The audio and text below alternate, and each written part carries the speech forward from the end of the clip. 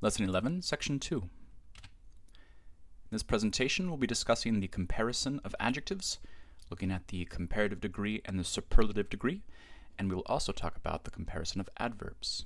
And finally, we will address accentuation with enclitics. In English and Greek, there are three so-called degrees of adjectives. The first, the positive degree. For instance, wise. This is the basic degree of the adjective, the usual form we find it in. There's also the comparative degree, wiser, and the superlative degree, wisest. Wise, wiser, wisest. Positive, comparative, superlative. Only adjectives of the positive degree function exactly the same in both English and Greek. In Greek, the comparative and superlative degrees function a little differently. The comparative degree of 2-1-2 adjectives like sapos is simple to form. Again, sapos and adjectives like it are 2-1-2 adjectives, which means they have three different sets of endings depending on which gender you're looking at them in. The endings for the masculine resemble those of a second declension masculine noun. The endings for the feminine resemble those of a first declension feminine noun, etc. So to form the comparative of an adjective like sapos, we first drop the ending of the nominative masculine singular, in this case os. We add alteras if the ultima, the final syllable, is short, or we add alteras if it's long. For instance, sapos, we would drop the ending os to be left with sop, and we look at the ending, the ultima there, and we see that it is short. Omicron is always short, so we add alteras to it, not alteras. We add the omega ending. Now, because the comparative degree of the adjective is still an adjective, we have to decline it as well. And we would see our normal endings. The comparative degree of the adjective is also a 2-1-2 adjective. Sapoteras in the nominative masculine singular, sapotera in the nominative feminine singular, and sapoteron in the nominative neuter singular. Let's look at how this works with dikaios, which is also another 2-1-2 adjective. We would, of course, drop the ending os first to get dikai, and that I, ultima there, is long, as being a diphthong, so we would add alteras with the omicron instead of the omega. Simple as that. And again, we would see different endings depending on which gender we were declining this according to. When one thing is being compared with another in Greek, the second thing will be in the genitive. For instance, emou sapoteras e. E, we'll start with the third word of this sentence, is the second person singular form of eime, I am, so it means you are, and sapoteras, you are wiser, and we know from the ending os that we're dealing with a man. And then we have emou, the pronoun ego, I, in the genitive case. So what we're saying is, you are wiser than I am. In modern colloquial English, you are wiser than me. The superlative degree of such adjectives, 2-1-2 adjectives, is also simple to form, thankfully. We again drop the ending os and add altatas if the ultima is short. So rather than alteras, we add altatas. There are just a couple letters difference. Otherwise, we add altatas. Again, same rule here. If the ultima is short, we add the long omega. If it's long, we add the short omicron. And we're not going to go into examples because, again, it's fairly simple to form.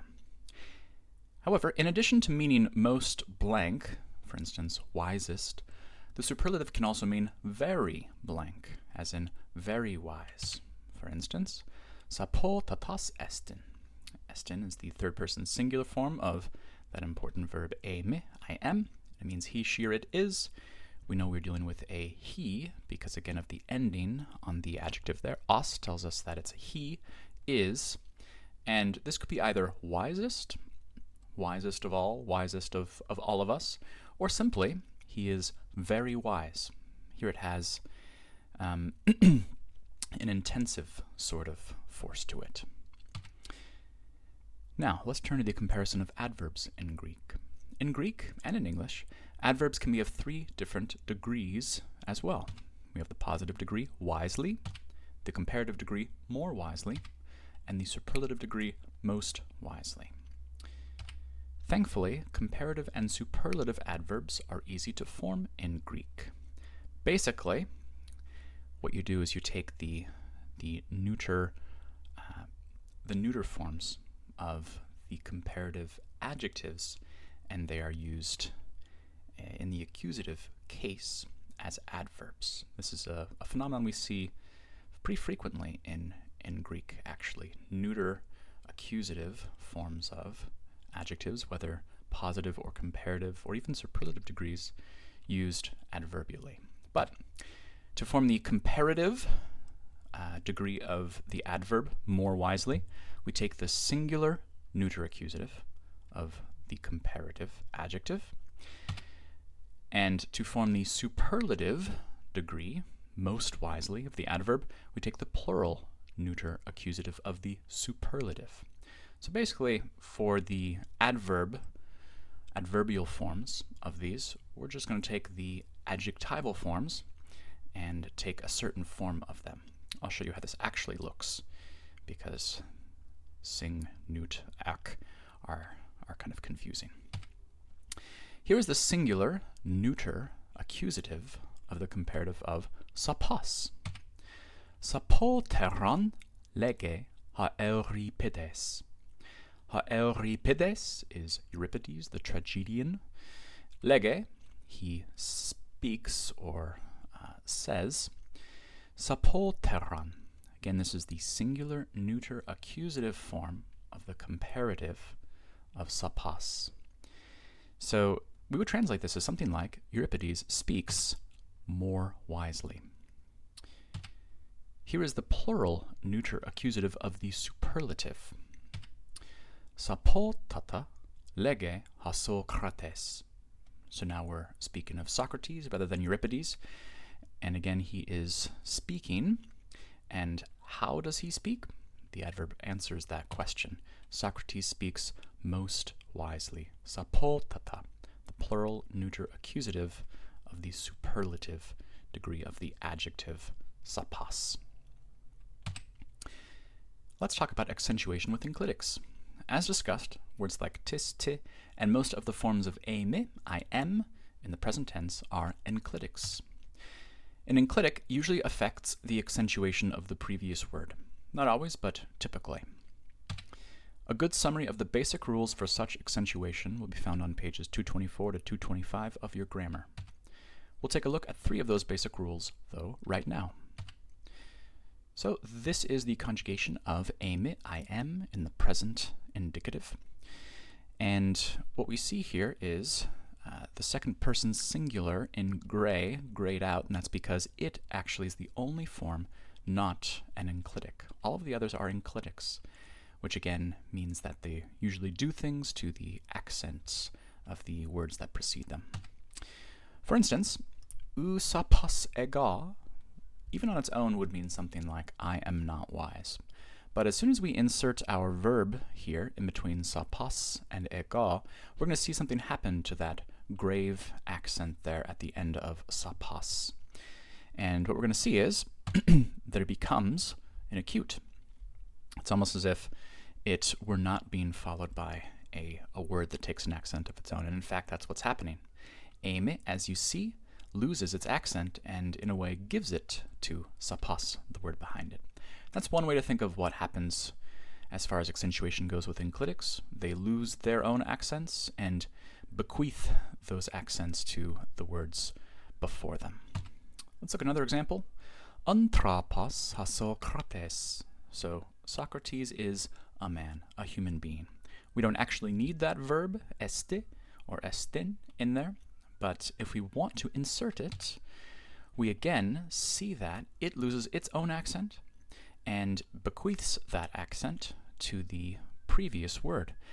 In this case, giving the previous word a second accent.